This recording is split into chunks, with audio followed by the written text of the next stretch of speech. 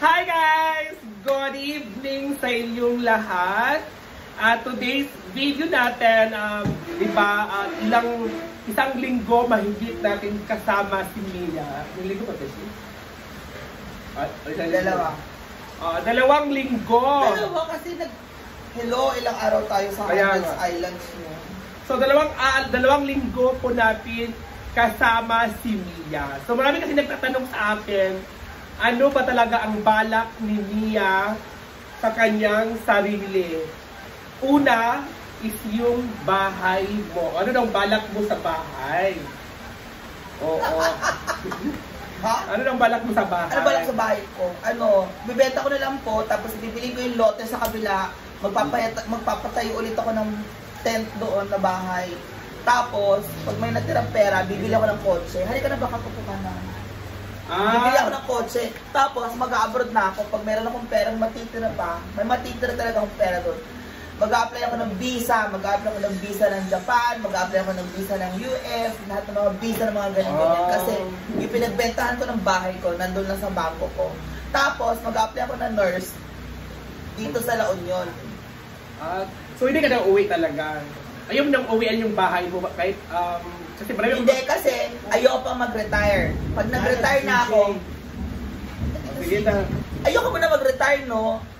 Hindi mo na ako magre-retire, kaya magtatrabaho ko, mag-abroad ako hanggang madami na akong pera. Doon na ako magpapagawa ulit. So ngayon, madaming bahay. So ngayon, ano magginagawa mo dito sa sa San Fernando? Kasama si Papa, binabantayan yung building na pinapatay ni Mama. Usapang building tayo. Ilang building ba yung pinapagawa ng daddy mo at mama mo? Isa lang. Isang building. Ilang floor ang pinapagawa niya? 7 floor. Sa isang floor, ilan ang space doon? Depende. Kasi pang business na yun eh. Yung parang 7-Eleven na siya or Jollibee or hindi naman Jollibee. Kailangan ng Jollibee malaki. 7-Eleven, pwede siyang Mercury Drugstore, Watson, yung ganun lang. Yung mga parang grocery, yes. Ganun. Parang sa Talipapa may building doon, tapos sa building yun is grocery. Yun ang balak ng pamilya mo na negosyo. Yun ang yung magiging negosyo ni Mama at Papa. So kung uwi man dito ng Pilipinas at dito mag-stay, yun na yung business nila kumbaga. At ako, pag nag-abroad ako after 5 years or basta mabuo ang para sa akin kasi is yung future ko. So gusto ko magkaroon ng gusto ko mag-work sa abroad para makatanggap ako ng mabuo ko yung pension ko. So, kung mag-retire na ako, may pension ako, no, para hindi mo pwedeng ganyan-ganyan na matanda ka na, hindi ka na makapagtrabaho, wala kang pera, ginukom. Sa bagay. So, ngayon, Mercy, sa ngayon, ano bang pinagkaabalahan mo ngayon? Pag uwi ko, magsasabit na ako ng papers. Tapos magsasabit na ako ng mga papeles at saka application ko para sa work na nurse. So wala kang balak na mag-business? Wala kang balak? Dahil ayun sa mag-business kung may business tayo, ang dami-dami natin nahawakang pera kung saan man tayo saan or nasa Manila pa tayo. Ang dami na natin nahawakang pera, pero mga business na yan, nga tayo dyan tayo. So, diba, hindi tayo maano sa mga business na yan. Kasi unang-una, ako, trabaho ako. Pero kung businessman, kita mo naging business is parentahan or malaking pera kailangan mo. Pero ako, kung bala ko mag-business, benta ko yung bahay ko, magpagawa ko ng parentahan sa kabila, yun, mas maayo. Diba? Maayo. Yun ang maganda. Kasi kung iparentahan ko yung bahay ko ngayon, June. So, May naman ngayon, end of May. End of May pa sa friend mo, si Michael Carce. Si Bembot TV. Si Bembot, oo. Mag-rent ng bahay mo. Paalam na siya. Yun, may trabaho yun. Ayoko parentahan ko yung bahay ko sa umaasa lang sa kung ano-ano. Binuo ko, may nag-text sa akin na, Ate Mia, mag-rent ako sa bahay mo, ha? Noon sa hindi mo masauli sa akin yung hiniram mong screwdriver. Umal ka. Kilala ko yan? Oo. Kilala. Kilala ko. Si ano. Hindi mo mas ulit sa akin yung Pero ano, pinira mong screwdriver nag-rent na daw siya ng bahay ngayon, iba. Bago di ba Kano? Yung nag-rent ng bahay ngayon, malaki yung bahay na space na dala niya. Baka ibig sinasabi mo, yung kapitbahay lang doon sa ano, sa Solana. Oo. Nag-chat sa akin, Kaya si nga. James. At Emiya mag-rent ako sa yung back ko. Sinong James? Kapatid ni Clang ni Ate. Kapatid ni Clary. Magre-rent siya doon sa bahay mo? Nuo ko sila mag-asawa. Oy. Ilang dami ang asawa niya? May asawa siya, diba? May kinakasama na siya. Live-in. Ayoko. Kung may mag-rent man, yung friend ko, So, ayan na, guys. friend ko talaga, si Car, si Bembot, si Michael.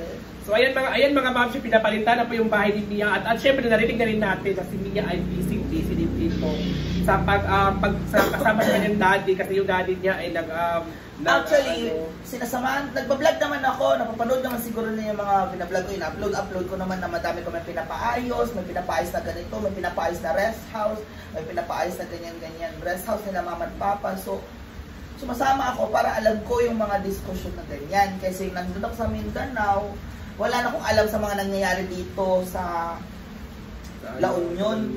Diba? Alam mo ang magkwento sa akin, karpintero. So ayan na. Gusto ko sana doon sa Mindanao, pero nung umalis ako doon, parang na-board ako. Kasi hindi ka napunta sa bahay. Saan? Doon. Na-board ako sa bahay, parang nawawalan ako ng gana. Natubira sa Mindanao? Doon sa bahay na yun. Sa bahay mo? So ayan na guys. May motor naman ako. So ayan ha, sa mga gustong bumili or sa mga gustong mag-ano sa mag-ano lang kay Mia, mag-PM lang kayo kasi yung bahay ni may ibebenta na po niya. Bibenta ko na siya. Pero dapat kung meron sanang open, kahit man hindi ko makailangan malaking pera, di ba? Ang tinanong ko kasi si Macrod noon, kung merong open na kung doon sa ospital kailangan ng nurse, wala naman siyang reply dahil naman siya na wala akong alam na open dito. Sabi ko, baka dapat ikaw kasi mag-apply dapat, hindi kay Macrod ka mag-ano. Tinanong ko lang naman na gano'n. Ang feeling ko is, diba, ayaw naman sabihin na ako may opening man lang or ano, or sana man lang, mag-apply ka para dito ka na, may bahay ka na dito, may uwian ka, mag-apply ka, may trabaho ka, yung ganyan, parang meron ako. Ay nako, bahala na kayo dyan, oy. Dapat ikaw nag-apply, kasi yung ngayon ba na, nandito na ako dyan na ako sa bagay. Sa La Union dito ka na. So ngayon, alam niyo na guys, si Mia ay hindi na siya muna uuwi kasi magtatrabaho daw muna siya as a nurse abroad or dito sa La Union. Siyempre yung nurse na yan, kailan ko pa sisimulan yung nurse na yan. Saan ako maghihingi ng certificate pag mag-abroad ako? Saan ako maghihingi ng certificate? Anytime pwede akong umalis. So, kung masimulan ko ngayon, ano ko na 1 year dyan na nurse kung sa hospital dyan, basta tertiary. Magamit ko yung papeles na yun. Kasi diba? So ayan na guys, wait lang CJ. Saan ako mga certificate? Ayan na guys, so thank you so much Mia. Di ba marami kang tanong? Diba? Sasagutin ko lahat ng mga tanong. CJ. Tapos? Ayan, kung nasimulan na mga ganyan-ganyan, ginuo ko. Di sana meron na akong 1 year, 2 year certificate, makaalis ako. Andiyan lisensya ko na nurse, pinaparenew ko lang, ginuo ko. Mag-expire pa yan, 2026. Pa-renew pa ulit, 2026. After ko ma-renew 2026, 2027, 2029 na ulit yan. Passport ko, ma-renew ko hanggang 2030. Ready akong umalis na bala kayo dyan. So ayan na guys, ayan, thank you so much Mia. At saka diba, may dadaan pa. Ayan, pupunta tayo sa bahay, magtatambay ka lang doon sa bahay, anong mangyayari? Walang nangyayari sa buhay natin. Nagsasawa na ako. Sama ka sa mga paligid. Nagsawa na ako. Nagsawa ko nung walang nangyayari na hindi. Gusto kong masimulan to ngayon. 5 years, 10 years from now. Ito nga sabi ni si Tita Bobo at Tito James.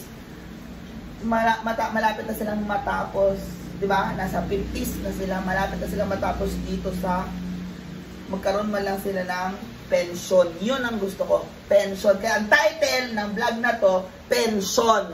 Tama, Le? Tama. Kahit ikaw, naghulog ka na SSS mo. Wala na.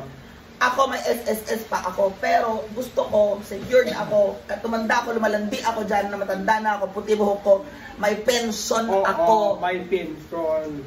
Yun ang gusto ko mangyari, at saka medyo pumayat, at saka makapag-asawa ng Amerikano na blue ang mata. Joke lang yun. So, ayan. So, Sabi ang no, title nito is pension. pension. So, thank you so much, Mia. So, Diba, okay na po siya. maglaad ka na, magsuroy ka na, wala kay labot.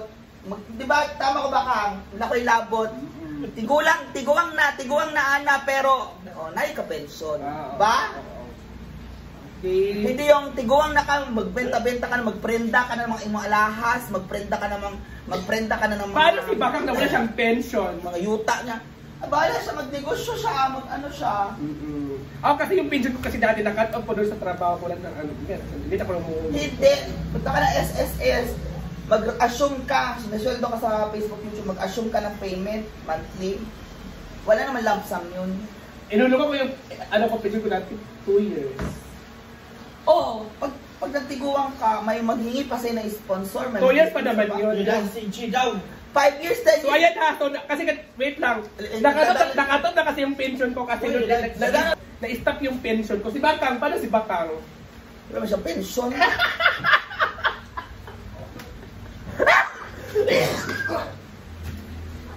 Meron lang din tayo